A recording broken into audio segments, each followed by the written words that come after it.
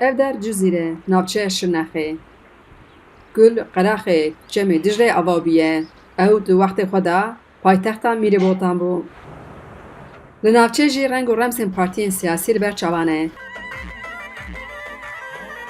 یه باش بکی بلاو قزم شین یا تو ما انسان باشن انسان قنجن نه تو بگی جهانی یان آف اپ پارتی و ما اپ پارتیه یه قنچی باش کیچ به جزیره ده بلا او بستن یا تو ما خو اول شخصا یا فکرم düşüncem اتفاقا نامخوایی دست بکا همی تشتیه هر تشوی ده دست بیدی که مرو نابا مالا خود اتفاق به مرو تاقا خود اتفاق به مرو محله خود اتفاق به بازارا خود اتفاق به Li serokê navçeya navendî yê AKP ê Şirnexê dibêje di desthilatiya xwe de hikûmeta AKP gelek xizmetan kiriye ji bo Şirnexê û navçeyên wê. Ji ber van xizmetan jî ew bawer dikin ku wê Şirnex û Cizîr dengê xwe bidine AKP'yê.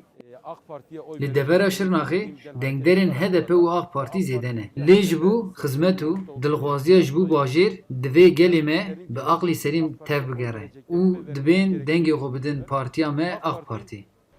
Hêjayê bîrxistinê navçeya Şirnexa Cizîrê di şerên xendekan de 2016yan de derbeyeka giran xwar bû. Di sê hev jêrzemînan de jî gelek xwendekarên Kurd û şervanên Kurd hatbûn şewitandin. Ew dem sê tax wêran bibû. Lê neha dewletê li vê dere apartmanên bilind çêkiriye bi destê kompanya Tokyoyê.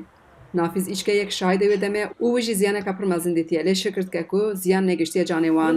Malê me şarek mezin çêbû. Gelek her du tarafa şehîd çêbûn.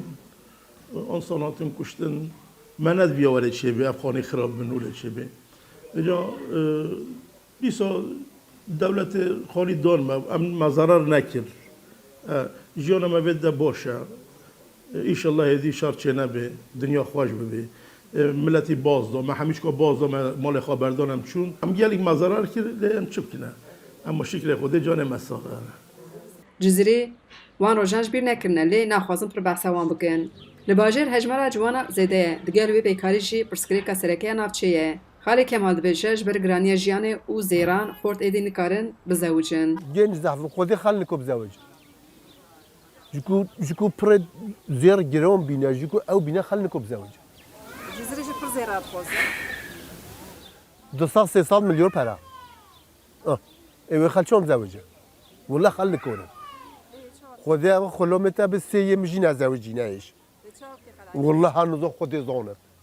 Bandora krîza ekonomîk, bêkarî, rojeva serekeya navçeyê ye. Xelkên Cizîrê jî bi hêviya hilbijartineka bi aştî û aramiyê ne ye. Hacı Can Faqîn, Dengê Amerîka, Cizîr.